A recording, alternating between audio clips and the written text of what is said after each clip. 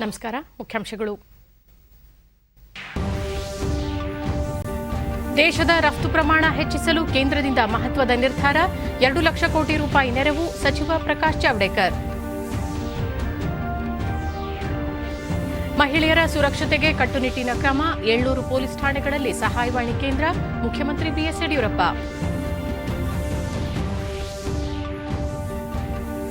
ಗ್ರಾಮೀಣ ಭಾಗಕ್ಕೆ ವೈದ್ಯರ ಸೇವೆ ಅಗತ್ಯ. ಜನರ ಭಾವನೆಗಳನ್ನು ಗೌರವಿಸಿ ಕರ್ತವ್ಯ ನಿರ್ವಹಿಸಬೇಕು. ಸಚಿವ ಡಾ ಕೆ ಸುಧಾಕರ್. ಒಡಿಶಾದ ಕಟಕ್ನಲ್ಲಿ ಅತ್ಯಾಧುನಿಕ ಆದಾಯ ತೆರಿಗೆ ನ್ಯಾಯಮಂಡಳಿ ಸಂಕೀರ್ಣ. ಇಂದು ಪ್ರಧಾನಿ ಅವರಿಂದ ಲೋಕಾರ್ಪಣೆ.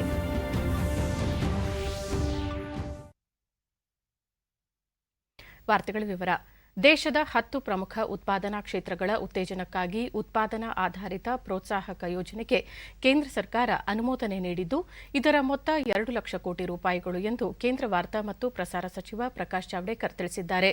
ಪ್ರಧಾನಿ ನರೇಂದ್ರ ಮೋದಿ ಅವರ ಅಧ್ಯಕ್ಷತೆಯಲ್ಲಿಂದು ನಡೆದ ಕೇಂದ್ರ ಸಚಿವ ಸಂಪುಟ ಸಭೆ ಮತ್ತು ಆರ್ಥಿಕ ವ್ಯವಹಾರಗಳ ಸಂಪುಟ ಸಮಿತಿ ಸಭೆಯ ನಿರ್ಣಯಗಳ ಬಗ್ಗೆ ಸುದ್ದಿಗೋಷ್ಠಿಯಲ್ಲಿ ವಿವರ ನೀಡಿದ ಅವರು, ಉತ್ಪಾದನಾ ವಲಯದಿಂದ ದೇಶೀಯ ಒಟ್ಟು ಉತ್ಪನ್ನಕ್ಕೆ ಪ್ರತಿಶತ 16ರಷ್ಟು ಮಾತ್ರ ಕೊಡುಗೆ ಇದ್ದು, ಭಾರತ ಉತ್ಪಾದನಾ ತಾಣವಾಗಬೇಕಾದರೆ ಇದರ ಕೊಡುಗೆಯ ಜೊತೆಗೆ ರಫ್ತು ಪ್ರಮಾಣವೂ ಹೆಚ್ಚಬೇಕು. ಈ ದೇಶದಲ್ಲಿ ಆಮದು ಹೆಚ್ಚಾಗಿದ್ದು, ರಫ್ತು ಪ್ರಮಾಣ ಕಡಿಮೆ ಇದೆ. ದೇಶದ ರಫ್ತು ಪ್ರಮಾಣ ಹೆಚ್ಚಿಸಲು ಹಾಗೂ ಉದ್ಯೋಗಾವಕಾಶ ಸೃಷ್ಟಿಸಲು ಇಂದು ಕೈಗೊಂಡಿರುವ ನಿರ್ಧಾರ ಸಹಕಾರಿ ಎಂದರು. ಉತ್ಪಾದನಾ ವಲಯದಲ್ಲಿ ಆತ್ಮನಿರ್ಭರ ಭಾರತದ ಸಾಕಾರಕ್ಕೂ ಈ ನಿರ್ಧಾರ ಪೂರಕವಾಗಿದೆ ಎಂದ ಜಾವಡೇಕರ್, ದೀಪಾವಳಿಯ ಸಂದರ್ಭದಲ್ಲಿ ಉತ್ಪಾದನಾ ಕ್ಷೇತ್ರಕ್ಕೆ ಸರ್ಕಾರ ನೀಡಿರುವ ದೊಡ್ಡ ಕೊಡುಗೆ ಎಂದು ಹೇಳಿದರು. ದೇಶದಲ್ಲಿ ಈಗಾಗಲೇ ಮೊಬೈಲ್ ಫೋನ್ ಕ್ಷೇತ್ರದಲ್ಲಿ ಸುಧಾರಣೆ ಗೋಚರಿಸುತ್ತಿದ್ದು, ಔಷಧ ಕ್ಷೇತ್ರ, ಬ್ಯಾಟರಿ ತಯಾರಿಕಾ ಕ್ಷೇತ್ರ, ದೂರಸಂಪರ್ಕ ಮತ್ತು ನೆಟ್ವರ್ಕಿಂಗ್ ಕ್ಷೇತ್ರ, ವಾಹನ ಕ್ಷೇತ್ರ, ಜವಳಿ ಕ್ಷೇತ್ರ, ಆಹಾರ ಉತ್ಪನ್ನ ಕ್ಷೇತ್ರ, ವಿಶೇಷ ಉಕ್ಕು ಕ್ಷೇತ್ರ, ಎಲ್ಇಡಿ ಮೊದಲಾದವು ಈ ವ್ಯಾಪ್ತಿಗೆ ಸೇರುತ್ತವೆ. ಇದೊಂದು ಐತಿಹಾಸಿಕ ನಿರ್ಧಾರ ಎಂದರು. मौके पर एक उद्योग क्षेत्र को बहुत बड़ा तोहफा और उससे देश का उत्पादन बढ़ेगा, निर्यात बढ़ेगी, रोजगार बढ़ेगा. तो ये बहुत है. इसके परिणाम भी आने लगे. मोबाइल की अनेक कंपनियां बाहर से भी आए. The FDI has come. Foreign companies have come and are manufacturing in India. And देश के भी लावा, माइक्रोमैक्स, कार्बन, जेन आदि कंपनियों को इसका लाभ मिलेगा. इससे ग्लोबल चैंपियन तैयार करने की कल्पना है. और पीएलआई हर साल उत्पादन बढ़ने पर और एक साल के बाद वो बढ़ता जाएगा. ಹಣಕಾಸು ಮತ್ತು ಸಾಂಸ್ಥಿಕ ವ್ಯವಹಾರಗಳ ಖಾತೆ ಸಚಿವೆ ನಿರ್ಮಲಾ ಸೀತಾರಾಮನ್ ವಿವರ ನೀಡಿ, ಭಾರತ ಸ್ವಾವಲಂಬಿಯಾಗಲು ಮತ್ತು ಜಾಗತಿಕ ಮೌಲ್ಯ ಸರಪಳಿಯಲ್ಲಿ ಒಂದಾಗಲು ಮುಂದಡಿ ಇಟ್ಟಿರುವ ಸಂದರ್ಭದಲ್ಲಿ ಇಂದು ಕೈಗೊಳ್ಳಲಾಗಿರುವ 2 ನಿರ್ಧಾರಗಳು ಮಹತ್ವದ್ದಾಗಿವೆ ಎಂದು ತಿಳಿಸಿದರು. ಉತ್ಪಾದನೆ ಆಧಾರಿತ ಪ್ರೋತ್ಸಾಹಕ ಪಿಎಲ್ಐ ಯೋಜನೆಯಿಂದ ಸೂರ್ಯೋದಯ ವಲಯದಲ್ಲಿ ಉದ್ಯೋಗ ಸೃಷ್ಟಿಗೆ ಗಮನ ಹರಿಸಲಾಗಿದೆ. ಈ ಯೋಜನೆಯಿಂದ ದೇಶಕ್ಕೆ ವಿದೇಶಿ ನೇರ ಬಂಡವಾಳವೂ ಹರಿದು ಬರಲಿದೆ. ವಿಶಿಷ್ಟ ಉಕ್ಕನ್ನು ಆಮದು ಮಾಡಿಕೊಳ್ಳುತ್ತಿದ್ದು, ಇದರ ಉತ್ಪಾದನೆಗೂ ಉತ್ತೇಜನವನ್ನು ಯೋಜನೆ ನೀಡಲಿದೆ ಎಂದರು. ನೀತಿ ಆಯೋಗ ರೂಪಿಸಿದ ಯೋಜನೆಯ ಆಧಾರದಲ್ಲಿ ಹಣಕಾಸು ಸಚಿವಾಲಯ ಜವಳಿ, ಭಾರೀ ಕೈಗಾರಿಕೆ, ದೂರಸಂಪರ್ಕ, ಆಹಾರ ಸಂಸ್ಕರಣೆ ಸೇರಿದಂತೆ ಹಲವು ಸಚಿವಾಲಯಗಳ ಜೊತೆ ಸಮಾಲೋಚಿಸಿ ಇದನ್ನು ಕಾರ್ಯಗತಗೊಳಿಸಿದೆ ಎಂದರು. ಸಾಮಾಜಿಕ ಮೂಲ ಸೌಕರ್ಯಕ್ಕೂ ಇಂದಿನ ಸಭೆಯಲ್ಲಿ ಕೈಗೊಂಡ ನಿರ್ಣಯ ಒತ್ತು ನೀಡಲಿದೆ ಎಂದರು. ಹಣಕಾಸು ವ್ಯವಹಾರಗಳ ಸಂಪುಟ ಸಮಿತಿಯಲ್ಲಿ 2024-25ರವರೆಗೆ ಪಿಪಿಪಿಗೆ ಆರ್ಥಿಕ ನೆರವಿನ ಯೋಜನೆ ಬೆಂಬಲ ನೀಡಲು 8,100 ಕೋಟಿ ರೂಪಾಯಿ ಯೋಜನೆಗೆ ಅನುಮೋದನೆ ನೀಡಿದೆ ಎಂದು ತಿಳಿಸಿದರು.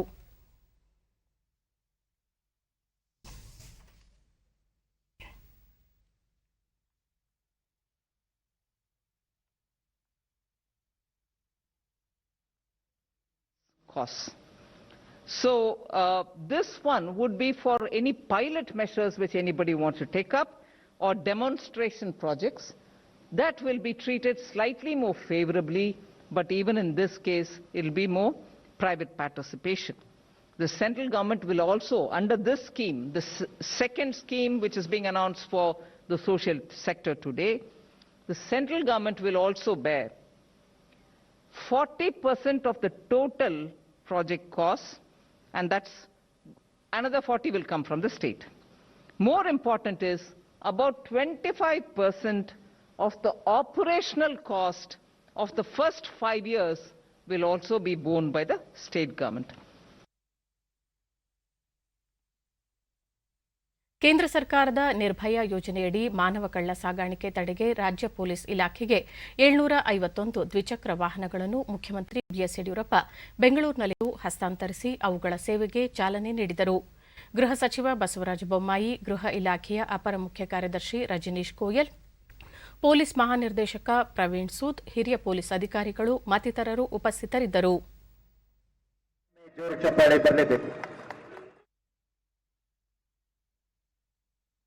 ಇಲಾಖೆಗೆ ಸ್ವಾಗತಿಸಿ ವೇದಿಕೆ ಮೇಲೆ ಸನ್ಮಾನ್ಯ ಮುಖ್ಯಮಂತ್ರಿಗಳು ಶ್ರೀ ಬಿಎಸ್ ಯಡಿಯೂರಪ್ಪ, ಸನ್ಮಾನ್ಯ ಶ್ರೀ ಗೃಹ ಸಚಿವರು ಶ್ರೀ ಬಸವರಾಜ ಬೊಮ್ಮಾಯಿ ಅವರು,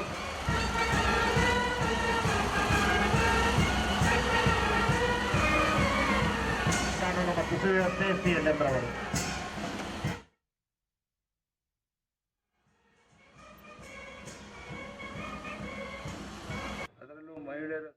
ಬಳಿಕ ಮುಖ್ಯಮಂತ್ರಿ ಕರ್ನಾಟಕ ರಾಜ್ಯ ದೇಶದಲ್ಲೇ ಅತ್ಯುತ್ತಮ ಕಾನೂನು ಸುವ್ಯವಸ್ಥೆಯನ್ನು ಒದಗಿಸುತ್ತಿದೆ, ಮಹಿಳೆಯರ ಸುರಕ್ಷತೆಗೆ ಹೆಚ್ಚಿನ ಆದ್ಯತೆ ನೀಡುತ್ತಿದ್ದು ಅವರು ನಿರ್ಭೀತಿಯಿಂದ ಇರುವ ವಾತಾವರಣ ಕಲ್ಪಿಸುವುದರೊಂದಿಗೆ ರಾಜ್ಯದ 700 ಪೊಲೀಸ್ ಠಾಣೆಗಳಲ್ಲಿ ಸಹಾಯವಾಣಿ ಕೇಂದ್ರಗಳನ್ನು ಸ್ಥಾಪಿಸಲಾಗಿದೆ ಎಂದು ತಿಳಿಸಿದರು. ಮಹಿಳೆಯರ ಸುರಕ್ಷತೆಗೆ ಅನುಕೂಲವಾಗುವಂತೆ ಬಿಎಂಟಿಸಿ ಬಸ್ಗಳಲ್ಲಿ ಸುರಕ್ಷತಾ ಉಪಕರಣಗಳ ಅಳವಡಿಕೆ, ದೌರ್ಜನ್ಯಕ್ಕೆ ಒಳಗಾದ ಮಹಿಳೆಯರಿಗೆ ನೆರವು, ಸಹಾಯವಾಣಿ ಸ್ಥಾಪಿಸುವುದರೊಂದಿಗೆ ಮಹಿಳೆಯರಿಗೆ ಲಿಂಗ ಸಂವೇದನೆ ತರಬೇತಿ ನೀಡಲಾಗುತ್ತಿದೆ ಎಂದರು. ಮಹಿಳೆಯರ ಕಾರ್ಯನಿರ್ವಹಣೆ, ಮುಕ್ತ ಓಡಾಟ ಹಾಗೂ ಸುರಕ್ಷತೆಗೆ ಕ್ರಮಗಳನ್ನು ಕೈಗೊಳ್ಳಲು ಕೇಂದ್ರ ಸರ್ಕಾರ ಸ್ಥಾಪಿಸಿರುವ ನಿರ್ಭಯ ನಿಧಿ ಅಡಿ ಕರ್ನಾಟಕದಲ್ಲಿಯೂ ಹಲವು ಮುನ್ನೆಚ್ಚರಿಕೆ ಕ್ರಮಗಳನ್ನು ಕೈಗೊಳ್ಳಲಾಗಿದೆ. ಮಹಿಳಾ ಮತ್ತು ಮಕ್ಕಳ ಕಲ್ಯಾಣ ಇಲಾಖೆಯ ಮೂಲಕ ದೌರ್ಜನ್ಯಕ್ಕೆ ಒಳಗಾದ ಮಹಿಳೆಯರಿಗೆ ನೆರವು, ಸಹಾಯವಾಣಿ, ಗಸ್ತು ವಾಹನ ಒದಗಿಸುವುದರ ಜೊತೆಗೆ ಲಿಂಗ ಸಂವೇದನೆ ತರಬೇತಿಗಳನ್ನು ನಡೆಸಲಾಗ್ತಾ ಇದೆ. ಈ ಯೋಜನೆಯಡಿ ರಾಜ್ಯದ 700 ಪೊಲೀಸ್ ಠಾಣೆಗಳಲ್ಲಿ ಪೊಲೀಸ್ ಸಹಾಯ ಕೇಂದ್ರಗಳನ್ನು ಪ್ರಾರಂಭಿಸಲು ಕೇಂದ್ರ ಸರ್ಕಾರ 7 ಕೋಟಿ ಒದಗಿಸಿದೆ. ನಿರ್ಭಯ ಯೋಜನೆಯಡಿ ರೂಪಿಸಿರುವ ಸೇಫ್ ಸಿಟಿ ಯೋಜನೆಯಡಿ ಬೆಂಗಳೂರು ನಗರದಲ್ಲಿ ಮಹಿಳೆಯರ ಸುರಕ್ಷತೆಗೆ ಕಾರ್ಯಕ್ರಮ ರೂಪಿಸಲಾಗಿದೆ. ಈ ಎಲ್ಲ ಸೌಲಭ್ಯಗಳನ್ನು ಪರಿಣಾಮಕಾರಿಯಾಗಿ ಬಳಸಿಕೊಂಡು ಮಹಿಳೆಯರಿಗೆ ಸುರಕ್ಷತೆ ವಾತಾವರಣ ನಿರ್ಮಿಸಬೇಕಾಗಿದೆ. ವ್ಯವಸ್ಥೆಯಿಂದ ಮೇಂಟೈನ್ ಮಾಡಿರುವಂತದ್ದು. ಗೃಹ ಸಚಿವ ಬಸವರಾಜ ಬೊಮ್ಮಾಯಿ, ಕರ್ನಾಟಕ ಪೊಲೀಸ್ ಇಲಾಖೆ ದಕ್ಷತೆ, ಪ್ರಾಮಾಣಿಕತೆ ಕಾಪಾಡುವಲ್ಲಿ ರಾಷ್ಟ್ರದಲ್ಲಿ ಹೆಗ್ಗಳಿಕೆಗೆ ಪಾತ್ರವಾಗಿದೆ. ಈ ನಿಟ್ಟಿನಲ್ಲಿ ಸರ್ಕಾರ ಪೊಲೀಸ್ ಇಲಾಖೆಯ ಸುಧಾರಣೆಗೆ ಹಲವು ಕ್ರಮಗಳನ್ನು ಜಾರಿಗೊಳಿಸುತ್ತಿದೆ ಎಂದರು. ಡ್ರಗ್ಸ್ ವಿರುದ್ಧ ಹೋರಾಟ, ಸೈಬರ್ ಅಪರಾಧಗಳ ಬಗ್ಗೆ ಹೆಚ್ಚಿನ ನಿಗಾ ವಹಿಸಲಾಗುತ್ತಿದೆ ಎಂದು ತಿಳಿಸಿದರು. ಸನ್ಮಾನ್ಯ ಮುಖ್ಯಮಂತ್ರಿಗಳು ನಮ್ಮ ಇಲಾಖೆಗೆ ನಾವು ಕೇಳಿರುವಂಥ ಹಲವಾರು ಬೇಡಿಕೆಗಳನ್ನು ಈಡೇರಿಸುವುದರಲ್ಲಿ ಅವರು ಅತ್ಯಂತ ಸಹಾಯ ಹಸ್ತವನ್ನು ನಮಗೆ ಕೊಟ್ಟಿದ್ದಾರೆ. ಒಂದನೇದು ರಿಕ್ರೂಟ್ಮೆಂಟ್ ಪ್ರೊಸೆಸ್ಸು, ಅದು ಸುಮಾರು 16,000ಕ್ಕಿಂತ ಹೆಚ್ಚು ಸಿಬ್ಬಂದಿಗಳ ರಿಕ್ರೂಟ್ಮೆಂಟ್ಗೆ ಇವತ್ತು ಅವರು ತಮ್ಮ ಫೈನಾನ್ಸ್ ಡಿಪಾರ್ಟ್ಮೆಂಟು ತಮ್ಮಿಂದ ಅನುಮತಿಯನ್ನು ಕೊಟ್ಟಿದ್ದಾರೆ. ಅದೇ ರೀತಿ ನಮಗೆ ಬೇಕಾಗಿರುವಂಥ ಮಾಡರ್ನೈಸೇಷನ್ಗೆ ಏನೆಲ್ಲ ಹಣ ಬೇಕೋ ಅದನ್ನು ಕೂಡ ಒದಗಿಸ್ತಾ ಇದ್ದಾರೆ. ಈ ಸೇಫ್ ಸಿಟಿ ಮತ್ತು ಈ ನಿರ್ಭಯ ಯೋಜನೆ ಅಡಿಯಲ್ಲಿ ಈಗಾಗಲೇ ನಮ್ಗೆ ಹಣವನ್ನು ಕೊಟ್ಟಿದ್ದಾರೆ. ಬೆಂಗಳೂರಿನಲ್ಲಿ ಸೇಫ್ ಸಿಟಿ ಒಂದು ಯೋಜನೆ ಆದಷ್ಟು ಬೇಗನೆ ಅದು ಕಾರ್ಯಗತ ಆಗ್ತದೆ. ಟೆಂಡರ್ ಸ್ಟೇಜ್ನಲ್ಲಿದೆ, ಆದಷ್ಟು ಬೇಗನೆ ಅದು ಕಾರ್ಯಗತ ಆಗ್ತದೆ. ನಂತರ ಮುಖ್ಯಮಂತ್ರಿ ಬಿಎಸ್ ಯಡಿಯೂರಪ್ಪ ಅಧ್ಯಕ್ಷತೆಯಲ್ಲಿ ಅನುಸೂಚಿತ ಜಾತಿ ಮತ್ತು ಅನುಸೂಚಿತ ಬುಡಕಟ್ಟುಗಳ ದೌರ್ಜನ್ಯ ಪ್ರತಿಬಂಧಕ ಅಧಿನಿಯಮ 1989ಕ್ಕೆ ಸಂಬಂಧಿಸಿದಂತೆ ರಾಜ್ಯ ಮಟ್ಟದ ಜಾಗೃತಿ ಮತ್ತು ಉಸ್ತುವಾರಿ ಸಭೆ ನಡೆಯಿತು. ಸಭೆಯಲ್ಲಿ ಗೃಹ ಸಚಿವ ಬಸವರಾಜ ಬೊಮ್ಮಾಯಿ, ಸಚಿವ ಬಿ ಶ್ರೀರಾಮುಲು, ಕಾನೂನು ಸಚಿವ ಜೆಸಿ ಮಾಧುಸ್ವಾಮಿ ಮತ್ತು ಸರ್ಕಾರದ ಮುಖ್ಯ ಕಾರ್ಯದರ್ಶಿ ಟಿಎಂ ವಿಜಯ್ ಭಾಸ್ಕರ್ ಸೇರಿದಂತೆ ಹಿರಿಯ ಅಧಿಕಾರಿಗಳು ಉಪಸ್ಥಿತರಿದ್ದರು.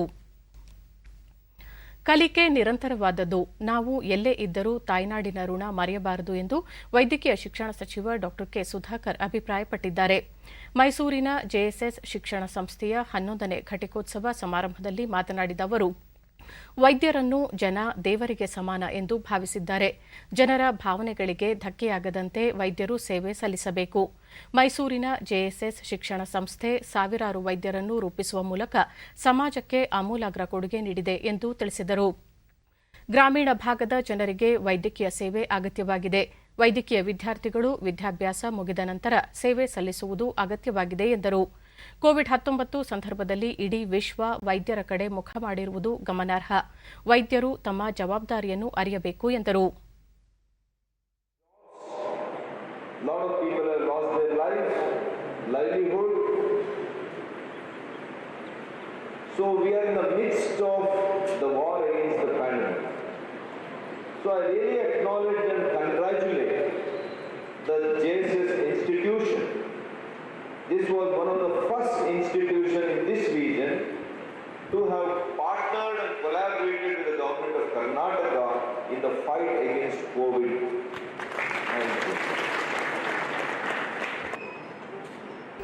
ಸಮಾರಂಭದಲ್ಲಿ ಶಿವರಾತ್ರಿ ದೇಶಿಕೇಂದ್ರ ಸ್ವಾಮಿಗಳು ಸೇರಿದಂತೆ ವಿವಿಧ ಮುಖಂಡರು ಉಪಸ್ಥಿತರಿದ್ದರು.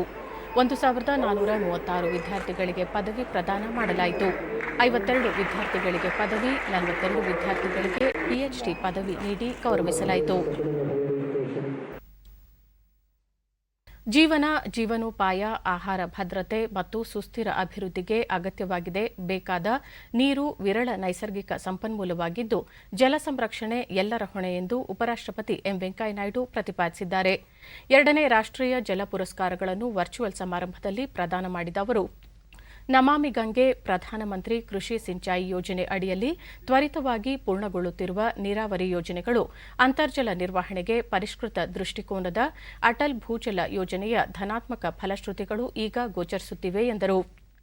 2014ರಿಂದ ದೇಶದಲ್ಲಿ ಜಲ ನಿರ್ವಹಣೆ ಆಡಳಿತವನ್ನು ದೇಶದ ಅಭಿವೃದ್ಧಿಯ ಕಾರ್ಯಕ್ರಮದಲ್ಲಿ ಮುಂಚೂಣಿಯಲ್ಲಿಡಲಾಗಿದೆ.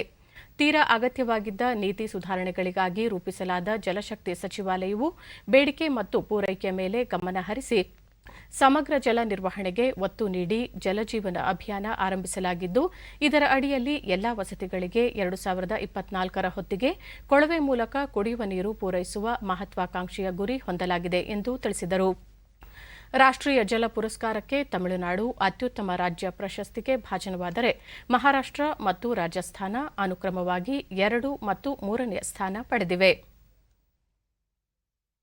Department of Water Resources, River Development and Ganga Regeneration, Minister of Jal Shakti, instituted National Water Awards again in September 2019 in as many as 16 categories. It is a proud moment for all of us to have gathered here to virtually launch this platform for a cause that has received special attention, especially since the launch of Jal Shakti Abhiyan and the Jal Jeevan Mission. The awards are meant to not only recognize the good work done by the people in the water sector, but also aimed at motivating various stakeholders for effective management of water resources in the country. Even though the award ceremony was planned earlier, I am told, it was postponed due to outbreak of COVID-19 pandemic. Therefore, the felicitation ceremony is now being organized on this virtual platform. It is also heartening to see that really good work is being done by the district administration, panchayats.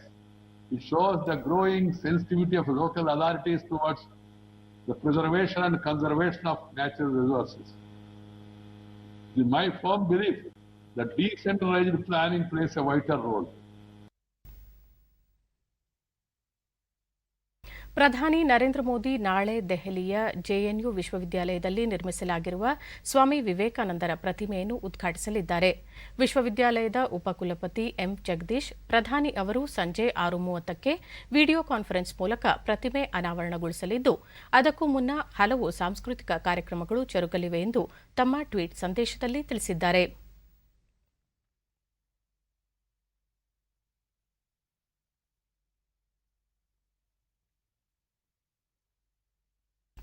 Bihar ವಿಧಾನಸಭಾ ಚುನಾವಣೆಯಲ್ಲಿ NDA ಮೈತ್ರಿಕೂಟ ಸ್ಪಷ್ಟ ಬಹುಮತದೊಂದಿಗೆ ಮತ್ತೊಮ್ಮೆ ಅಧಿಕಾರದ ಗದ್ದುಗೆ ಏರಿದೆ. ಒಟ್ಟು 3 ಹಂತಗಳಲ್ಲಿ 243 ಕ್ಷೇತ್ರಗಳಿಗೆ ನಡೆದಿದ್ದ ಚುನಾವಣೆಯಲ್ಲಿ ಎನ್ಡಿಎ ಮೈತ್ರಿಕೂಟ 125 ಸ್ಥಾನಗಳಲ್ಲಿ ಗೆಲುವು ಸಾಧಿಸಿ ಮತ್ತೆ ಸರ್ಕಾರ ರಚನೆಗೆ ಸಿದ್ಧವಾಗಿದೆ.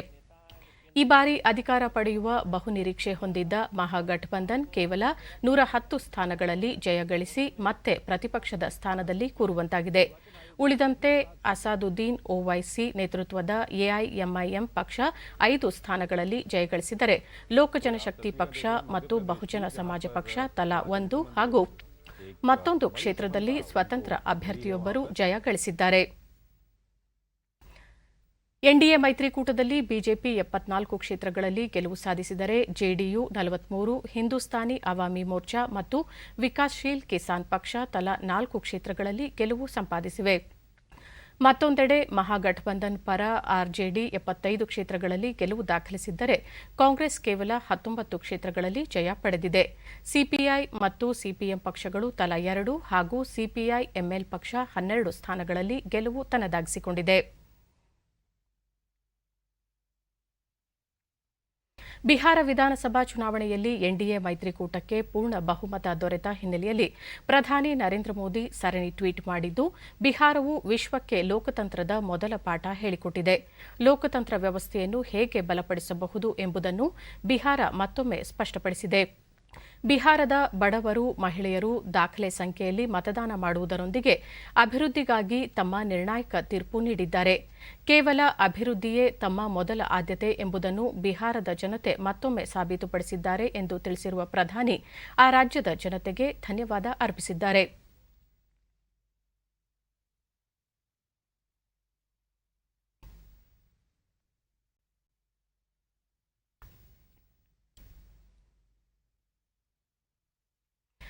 ಕೇಂದ್ರ ವಾರ್ತಾ ಮತ್ತು ಪ್ರಸಾರ ಖಾತೆ ಸಚಿವ ಪ್ರಕಾಶ್ ಜಾವಡೇಕರ್, ದೇಶದಲ್ಲಿ ಪ್ರಕಟವಾದ ಚುನಾವಣಾ ಫಲಿತಾಂಶಗಳು ಪ್ರಧಾನಿ ನರೇಂದ್ರ ಮೋದಿ ಅವರು ಅತಿ ವಿಶ್ವಾಸಾರ್ಹ ನಾಯಕ ಎಂಬುದನ್ನು ಮತ್ತೊಮ್ಮೆ ಸಾಬೀತುಪಡಿಸಿದೆ.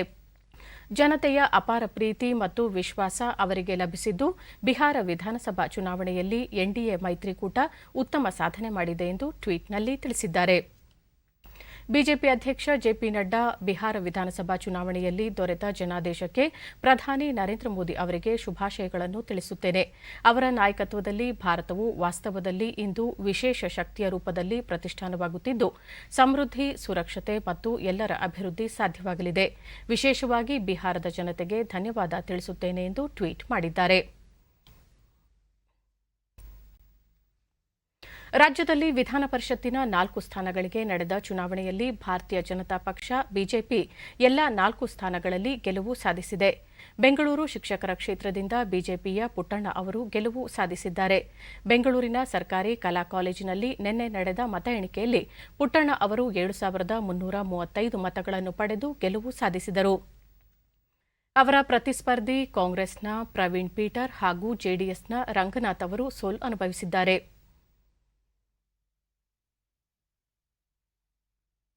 ಪಶ್ಚಿಮ ಪದವೀಧರ ಕ್ಷೇತ್ರದಿಂದ ಬಿಜೆಪಿಯ ಎಸ್ವಿ ಸಂಕನೂರ ಆಯ್ಕೆಯಾಗಿದ್ದು, ಅವರು 23,857 ಮತ ಪಡೆದು ಗೆಲುವು ಸಾಧಿಸಿದ್ದಾರೆ.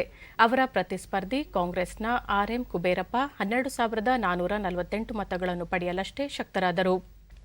ಜೆಡಿಎಸ್ ಬೆಂಬಲಿತ ಪಕ್ಷೇತರ ಅಭ್ಯರ್ಥಿ ಬಸವರಾಜ ಗುರಿಕಾರ 6,188 ಮತ ಪಡೆದರು.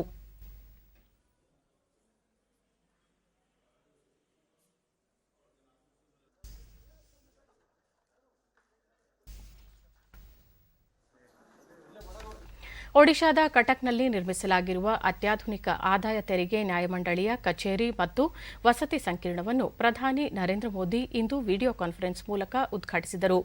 ಕೇಂದ್ರ ಸಚಿವ ಧರ್ಮೇಂದ್ರ ಪ್ರಧಾನ್, ಒಡಿಶಾ ಮುಖ್ಯಮಂತ್ರಿ ನವೀನ್ ಪಟ್ನಾಯಕ್, ಒಡಿಶಾ ಹೈಕೋರ್ಟ್ನ ಮುಖ್ಯ ನ್ಯಾಯಮೂರ್ತಿ ಕಾರ್ಯಕ್ರಮದಲ್ಲಿ ಪಾಲ್ಗೊಂಡಿದ್ದಾರೆ. ಇದೇ ಸಂದರ್ಭದಲ್ಲಿ ಆದಾಯ ತೆರಿಗೆ ನ್ಯಾಯಮಂಡಳಿಯ ಇ ಕಾಫಿ ಟೇಬಲ್ ಪುಸ್ತಕವನ್ನು ಅನಾವರಣಗೊಳಿಸಿದರು.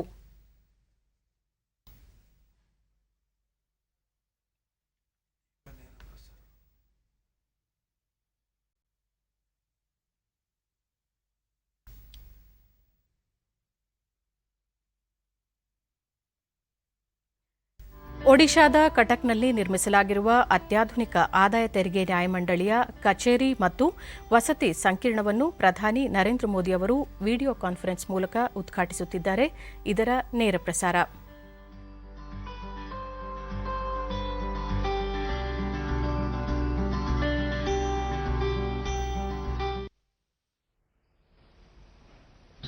धन्यवाद सर। मैं यशस्वी प्रधानमंत्री माननीय श्री नरेंद्र मोदी जी से अनुरोध करता हूं कि इस शुभ अवसर पर अपने ओजस्वी विचारों तथा प्रेरक उद्बोधन से हमें अनुग्रहित करें। जय जगन्नाथ।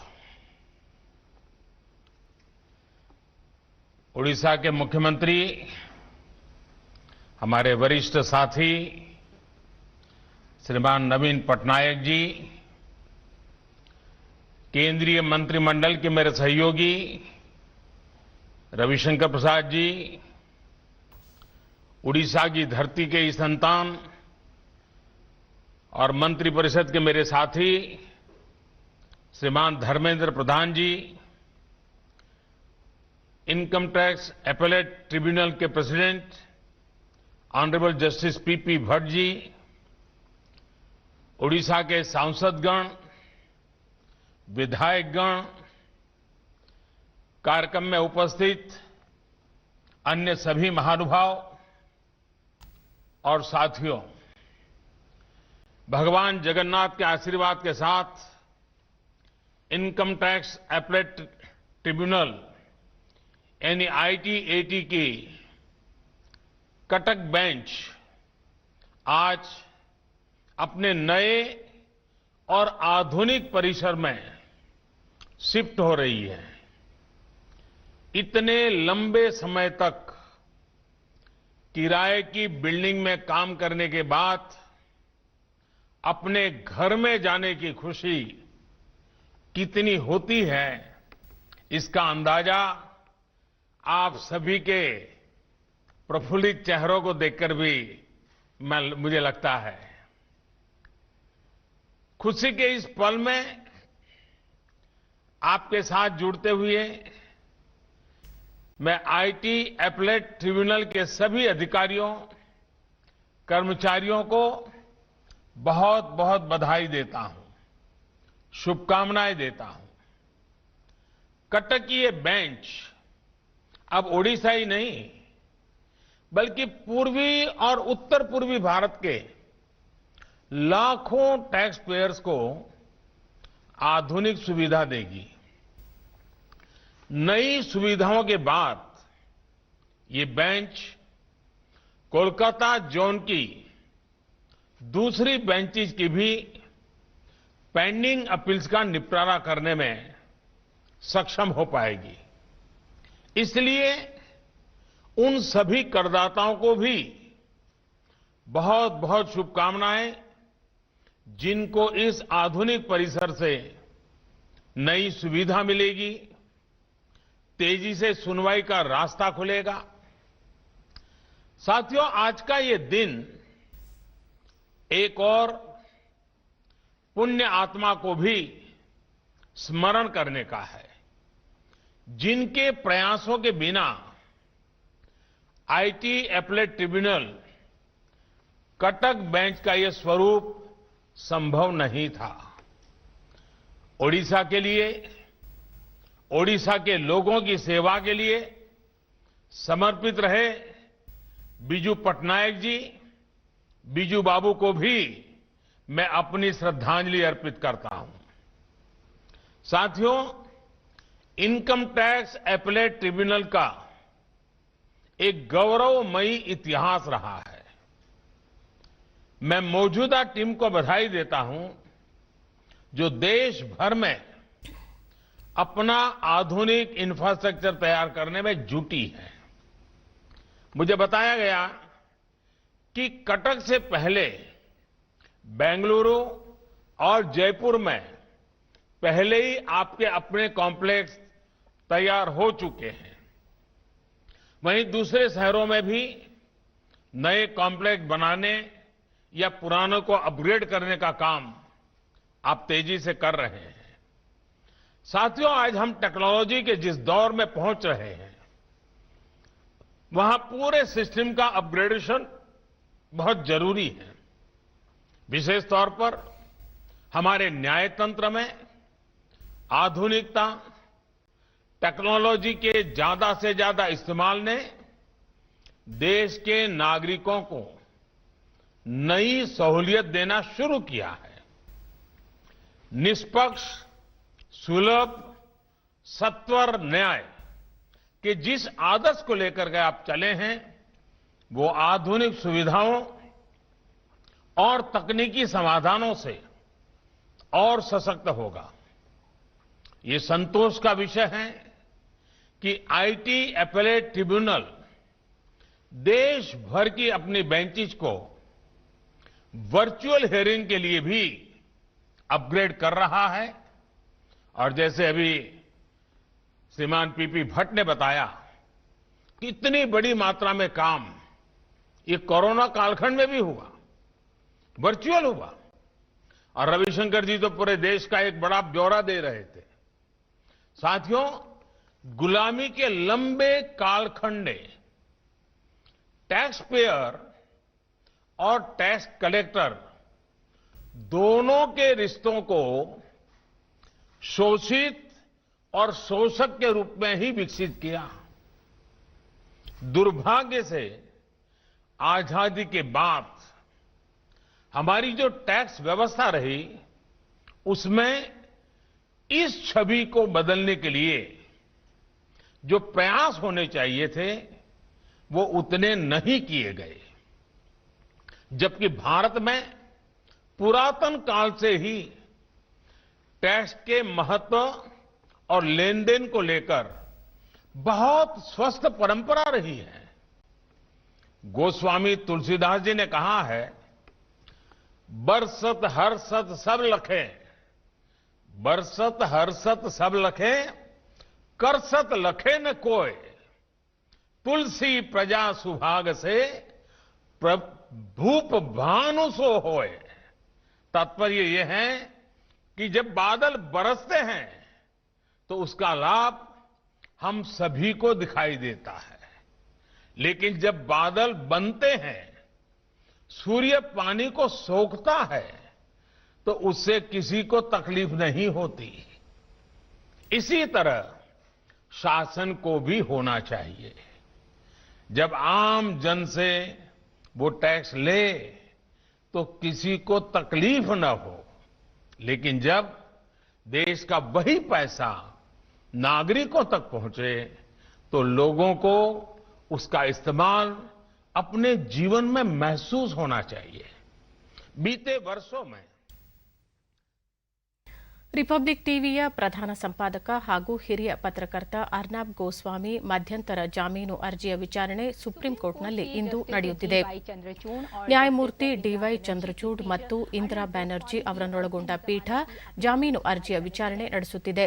ಅರ್ನಾಬ್ ಗೋಸ್ವಾಮಿ ಪರ ಹಿರಿಯ ವಕೀಲ ಹರೀಶ್ ಸಾಳ್ವೆ ವಾದ ಮಂಡಿಸುತ್ತಿದ್ದಾರೆ. 2 ವರ್ಷಗಳ ಹಿಂದೆ ಆತ್ಮಹತ್ಯೆ ಮಾಡಿಕೊಂಡಿದ್ದ 53 ವರ್ಷದ ವಾಸ್ತುಶಿಲ್ಪಿ ಅನ್ವಯ್ ನಾಯಕ್ ಪ್ರಕರಣದಲ್ಲಿ ಪ್ರಚೋದನೆ ನೀಡಿರುವ ಆರೋಪದ ಮೇಲೆ ಕಳೆದ ಬುಧವಾರ ಗೋಸ್ವಾಮಿ ಅವರನ್ನು ಮುಂಬೈ ಪೊಲೀಸರು ಅವರ ನಿವಾಸದಲ್ಲಿ ಬಂಧಿಸಿದ್ದರು.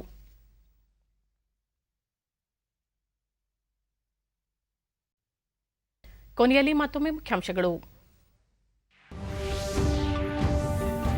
ದೇಶದ ರಫ್ತು ಪ್ರಮಾಣ ಹೆಚ್ಚಿಸಲು ಕೇಂದ್ರದಿಂದ ಮಹತ್ವದ ನಿರ್ಧಾರ, 2 ಲಕ್ಷ ಕೋಟಿ ರೂಪಾಯಿ ನೆರವು, ಸಚಿವ ಪ್ರಕಾಶ್ ಜಾವಡೇಕರ್. ಮಹಿಳೆಯರ ಸುರಕ್ಷತೆಗೆ ಕಟ್ಟುನಿಟ್ಟಿನ ಕ್ರಮ, 700 ಪೊಲೀಸ್ ಠಾಣೆಗಳಲ್ಲಿ ಸಹಾಯವಾಣಿ ಕೇಂದ್ರ, ಮುಖ್ಯಮಂತ್ರಿ ಬಿಎಸ್ ಯಡಿಯೂರಪ್ಪ.